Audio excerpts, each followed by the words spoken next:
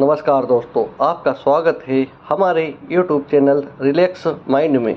मित्रों, जैसा कर्म करोगे वैसा फल मिलता है। जय श्री कृष्ण। दोस्तों भगवान श्री कृष्ण कहते हैं कि कर्म हमारे जीवन का एक अति महत्वपूर्ण हिस्सा है। कर्म केवल हमारे अच्छे या बुरे कार्यों का परिणाम नहीं लाते बल्कि हमारे संपूर्ण जीवन की गुणवत्ता को भी प्रभावित करते हैं। हमारे कर्म न केवल हमारे भविष्य का निर्माण करते हैं बल्कि वे हमारे आसपास के लोगों और समाज पर भी अपना प्रभाव छोड़ते हैं। यह समझना कि कौन से कर्म सही है और कौन से गलत ना तो किसी साधारण व्यक्ति के लिए संभव है, ना ही किसी विद्वान के लिए सही और गलत का ज्ञान परिस्थितियों और समय पर निर्भर करता है। हमारे कर्मों का मूल्यांकन एक गहरी अंतर्दृष्टि और संतुलन की आवश्यकता होती है, जो केवल समय के साथ समझ में आती है। दोस्तों, भगवान श्री कृष्ण कहते हैं, अच्छे कर्म वही होते हैं जिनको करने के बाद मन में ना तो भय का एहसास होता है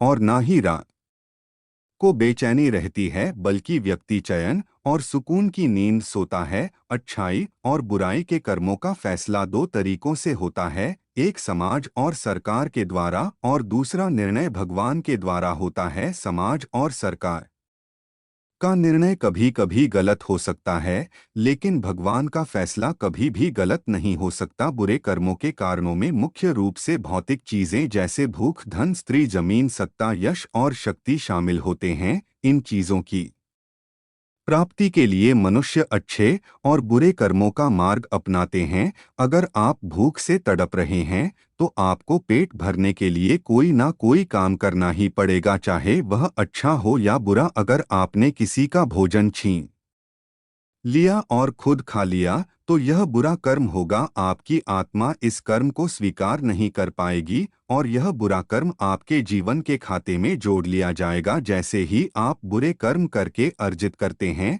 जैसे किसी का अपहरण किया, चोरी की, डकैती डाली या किसी से रिश्वत ली, तो वह धन भी बुरे कर्मों की श्रेणी में चला जाएगा। ऐसे कर्मों से आपकी आत्मा में डर समा जाएगा और हर समय आपको भय और घबराहट का एहसास होगा। इसलिए जो कर्म हम करते हैं उसका प्रभाव न सिर्फ हमारी इस दुनिया पर बल्कि हमारी आत्मा पर भी पड़ता है। बुरे कर्मों का अनुसरण करते हुए हम खुद को आत्मिक शांति से दूर कर लेते और एक ना खत्म होने वाले डर में जीते हैं। सोचिए, अगर आपकी जेब में शून्य शून्य है और एक भूखा व्यक्ति आपसे मांगता है ताकि वह रोटी खा सके। अब अगर आप भविष्य का सोचकर कि आप इन पैसों को अपनी बचत में जोड़ सकते हैं और उसे यह रप नहीं देते तो क्या होगा?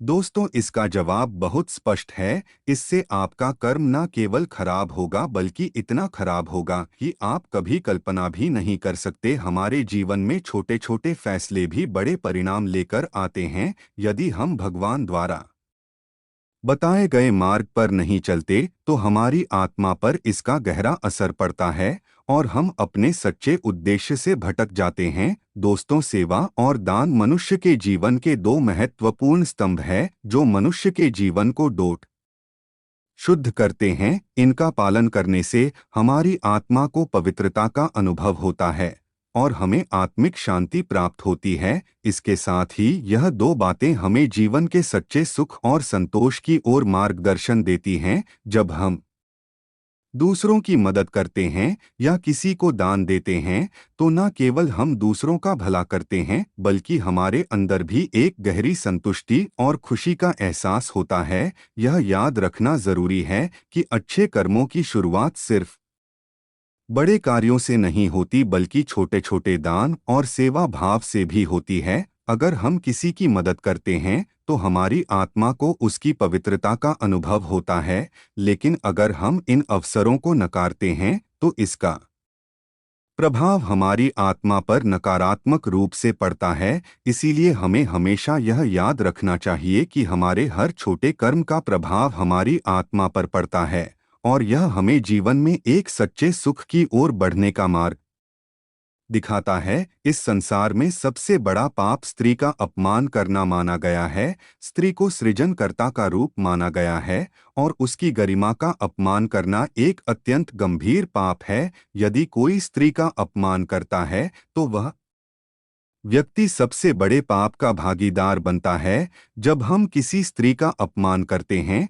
या उसके अधिकारों का उल्लंघन करते हैं, तो इसका प्रभाव न सिर्फ उसकी आत्मा पर बल्कि हमारी अपनी आत्मा पर भी पड़ता है। श्रीमद् भागवत गीता में यह स्पष्ट रूप से कहा गया है कि द्रौपदी का अपमान ही महाभारत जैसे विशाल युद्ध का कारण बना था। यदि द्रौपदी का भरी सभा में अपमान नहीं होता तो क्या युद्ध इतना विनाशकारी होता। यही दिखाता है कि एक गलत कर्म का परिणाम कितना भयंकर हो सकता है। हमें हमेशा स्त्री के सम्मान का पालन करना चाहिए और उसके साथ समानता और गरिमा के साथ पेश आना चाहिए। इस प्रकार हमारे कर्मों का परिणाम हमारे जीवन के हर पहलू को प्रभावित करता है और यदि हम गलत कर्म करते हैं तो हमें उनका परिणाम भुगतने के लिए तैयार रहना चाहिए। पाप और पुण्य का यह चक्र अनंत काल तक चलता है और हमें इसे सही दिशा में मोड़ने का प्रयास करना चाहिए।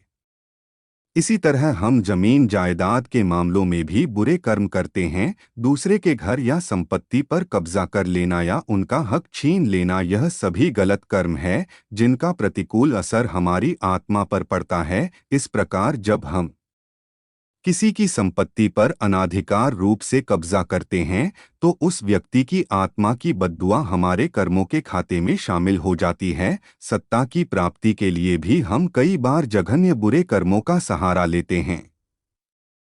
अपने स्वार्थ के लिए लाखों निर्दोष लोगों की हत्या कर देते हैं या करवा देते हैं। इस तरह सत्ता प्राप्त करने के लिए किए गए यह बुरे कर्म न केवल हमारे जीवन को अंधकारमय बनाते हैं बल्कि हमारी आत्मा की पवित्रता को भी छीन लेते हैं। इसी प्रकार अपने यश और शक्ति को बढ़ाने के लिए भी हम दूसरों का शोषण करते हैं, उनके यश और शक्ति को कुचल हैं। हम खुद को श्रेष्ठ समझते हैं और दूसरों को नकारा या अज्ञानी बताते हैं और एक दूसरे के ज्ञान पर ईर्ष्या से अंधे होकर कटाक्ष करते हैं। यह सभी कर्म बुरे कर्मों की श्रेणी में आते हैं जो हमारे जीवन और आत्मा को नुकसान पहुंचाते हैं। अगर आप किसी की जान बचाने के लिए झूठ बोल रहे हैं तो यह झूठ बुरे कर्मों की श्रेणी में नहीं आएगा क्योंकि आपकी नीयत साफ थी। लेकिन यदि आप किसी का धन लूटने, उसे बदनाम करने या नीचा दिखाने के लिए झूठ बोलते हैं तो आपके कर्म तुरंत खराब हो जाएंगे। यही अंतर है नियत का। आपके कर्म तभी अच्छे होते हैं जब आपकी नियत शुद्ध और दूसरों की भलाई के लिए हो, वरना छोटे से छोटा बुरा कर्म भी आपके जीवन में नकारात्मक प्रभाव छोड़ता है। इसलिए यह जरूरी है कि हम अपने कर्मों को हर समय सही और शुद्ध रखें, अपनी नियत को पवित्र रखें और दुनिया में अच्छाई फैलाने का प्रयास करें। अब बुरे और अच्छे कर्मों का निर्धारण करने के लिए आप महीने में एक बार ध्यान और साधना के दौरान खुद को मरते हुए महसूस करो। जब आपको यह एहसास होगा कि आप मर रहे हैं और आपकी सांसें रुकने वाली है तो उस क्षण में आपके एक महीने के अच्छे और बुरे कर्म आपके सामने आ जाएंगे। आपके चारों ओर यह कर्म घेरा बना लेंगे।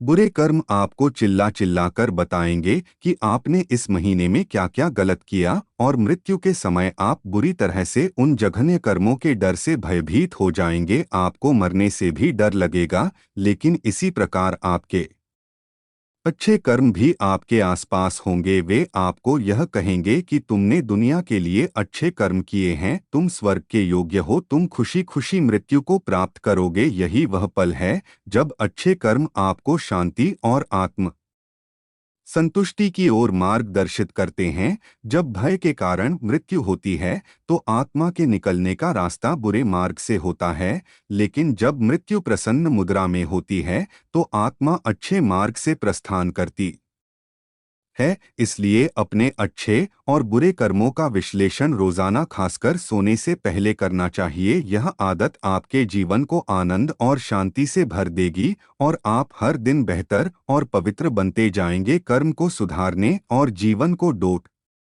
बेहतर बनाने का एक प्रभावी तरीका और वह है ध्यान का अभ्यास करना। ध्यान हमें अपने मन को शांत और नियंत्रित करने का अवसर देता है और यही शांत मन हमें सही निर्णय लेने में मदद करता है। जब हमारा मन शांत होता है तो हम अपने कार्यों के प्रति सही प्रतिबद्धता महसूस करते हैं। ध्यान करने वाले लोग आमतौर पर अपने कार्यों में अधिक सफल होते हैं क्योंकि वे एकाग्र चित्त होकर अपने लक्ष्य की ओर बढ़ते हैं। ऐसे लोग अपनी मेहनत और ईमानदारी से काम करते हैं और उन्हें छल कपट का सहारा नहीं लेना पड़ता। कई बार हम कुछ ऐसे काम करते हैं जो हम करना नहीं चाहते, लेकिन वे काम पूर्व जन्म के कर्मों के कारण होते हैं और वे किसी न किसी तरीके से पूरे हो ही जाते हैं। जब हमारे पूर्व जन्म का हमारा चक्र समाप्त हो जाता है तो उसी समय मोक्ष की प्राप्ति भी संभव हो जाती है। दोस्तों, हमारे शास्त्रों में बताया गया है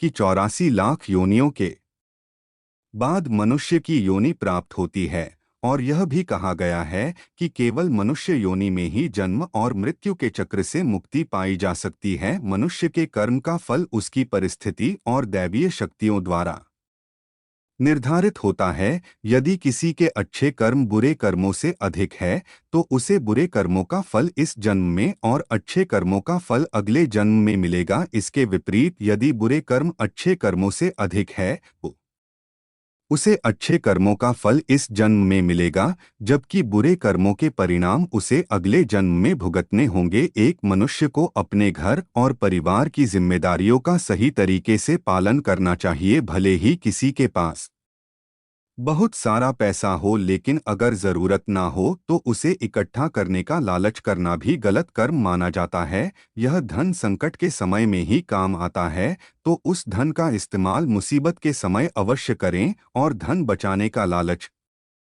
कभी ना करें। हमें अपनी आय से अधिक खर्च भी नहीं करना चाहिए और अपनी सामर्थ्य के अनुसार ही दान देना चाहिए। ज्यादा दान या खर्च करने का प्रयास हमें पाप का भागी बना सकता है। हमेशा अच्छे और ईमानदार लोगों के साथ संगति बनानी चाहिए और दुष्ट या कपटी लोगों से खुद को दूर रखना चाहिए। बुरी संगति हमेशा नकारात्मक परिणाम देती है। हमें कभी भी अपने स्वार्थ के लिए दूसरों को नुकसान नहीं पहुंचाना चाहिए। दोस्तों, इस प्रकार ध्यान, अच्छे कर्म और सही संगति का अभ्यास करने से हम अपने जीवन को और अधिक सकारात्मक बना सकते हैं। शास्त्रों में यह स्पष्ट रूप से उल्लेखित है कि जो हम जैसा करते हैं वही हमें भविष्य में भोगना पड़ता है। कभी भी किसी से छल या धोखाधड़ी करके कुछ छीनने का प्रयास ना करें, क्योंकि ऐसा करने से सभी पुण्य नष्ट हो जाते हैं और आप बुरे कर्मों के साझीदार बन जाते हैं। पुराणों में यह बात भी कही गई है कि किसी भी व्यक्ति द्वारा किए गए बुरे कर्मों का परिणाम केवल इस जीवन तक सीमित नहीं रहता, बल्कि यह उसके जन्म से लेकर मृत्यु और उसके बाद भी दुखों का कारण बनता है। ऐसा व्यक्ति हर अवस्था में दुखी रहता है, चाहे वह किसी भी परिस्थिति में हो। पाप का फल हमेशा उस किए गए कर्म पर निर्भर करता है। यदि आपके द्वारा किए गए कर्म बूढ़े हैं और वह अच्छे कर्मों की तुलना में अधिक है तो उनका परिणाम आपको अगले जन्म में भोगना होगा, जबकि यदि बुरे कर्म कम है तो उनका फल आपको इसी जन्म में ही भुगतना पड़ेगा। यह कर्मों का चक्र लगातार चलता रहता है और हम जो बोते हैं वही काटते हैं। दोस्तों, पुण्य वह कर्म है जो किसी व्यक्ति द्वारा निस्वार्थ भावना से किए जाते हैं, जबकि में वे सभी कर्म शामिल होते हैं जो द्वेष, लोभ, अहंकार या स्वार्थ से उत्पन्न होते हैं। यह कर्म परिणाम स्वरूप दुख और कष्ट का कारण बनते हैं। शास्त्रों के अनुसार धर्म के पालन के बिना कोई कार्य सच्चे अर्थ में संभव नहीं हो सकता। धर्म के अनुसार हमें हमेशा पुण्य कर्म करने चाहिए, क्योंकि यही हमें सुख, शांति और वास्तविक खुशी की प्राप्ति में सहायक होते हैं। दान सबसे बड़ा पुण्य कर्म माना गया है, क्योंकि यह न केवल भलाई की भावना से किया जाता है बल्कि समाज में समृद्धि और शांति फैलाने का कारण बनता है। हालांकि दान देने का तरीका भी महत्वपूर्ण होता है। अगर किसी ने अकड़ और गर्व से दान किया तो वह दान कर्म उत्तम नहीं माना जाता, भले ही वह अच्छा क्यों ना हो। केवल वह कर्म श्रेष्ठ है जो बिना किसी घमंड के निस्वार्थ भाव से किया गया हो। कर्ता भाव से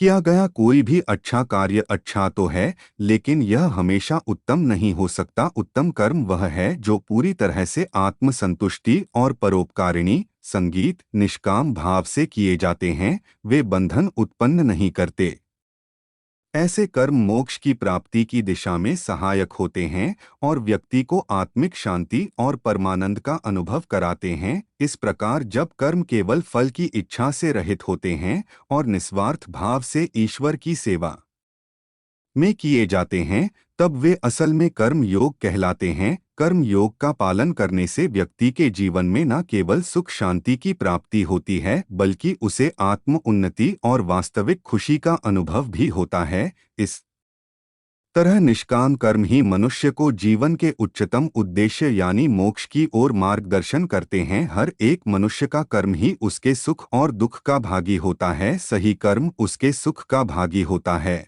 और गलत कर्म उसके दुख का भागी होता है। दोस्तों, कहा जाता है कि व्यक्ति अपने कर्मों से कभी बच नहीं सकता। जो भी घटनाएं हमारे वर्तमान जीवन में घटित होती है, चाहे वे अच्छी हो या बुरी, उनके पीछे कहीं ना कहीं हमारे पिछले जन्मों के कर्म मिले हुए होते हैं। ऐसा माना जाता है कि हमारे पूर्व जन्मों के कर्मों के आधार पर ही हमारा वर्तमान भाग्य तय होता है। यदि पिछले जन्मों में आपके कर्मों में पाप की मात्रा अधिक रही है, तो इस जन्म में भी आपको कष्टों का सामना करना पड़ सकता है और दुर्भाग्य आपके जीवन में दस्तक दे सकता है।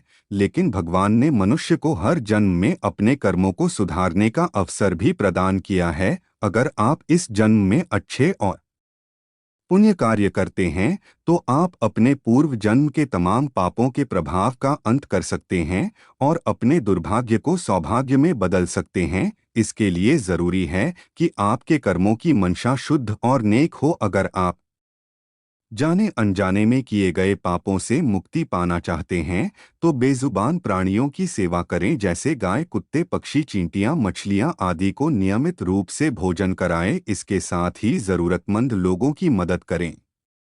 अपने दिनचर्या में भगवत गीता, रामायण, सुंदरकांड जैसे पवित्र ग्रंथों का नियमित पाठ करें। इससे आपके मन और आत्मा का शुद्धिकरण होगा और आपके पिछले जन्मों के पाप भी कटेंगे। इस तरह यदि आप अच्छे कर्मों का मार्ग अपनाते हैं और सच्ची भावना से कार्य करते हैं, तो आपका वर्तमान जीवन सुखमय और शांतिपूर्ण बन सकता है। कर्म की यह शक्ति आपके जीवन को संतुलित और समृद्ध बनाने में सहायक साबित होती है। आपको वीडियो अच्छा लगा हो तो चैनल को सब्सक्राइब करें और कमेंट में जय श्री राधे लिखना ना भूलें। धन्यवाद।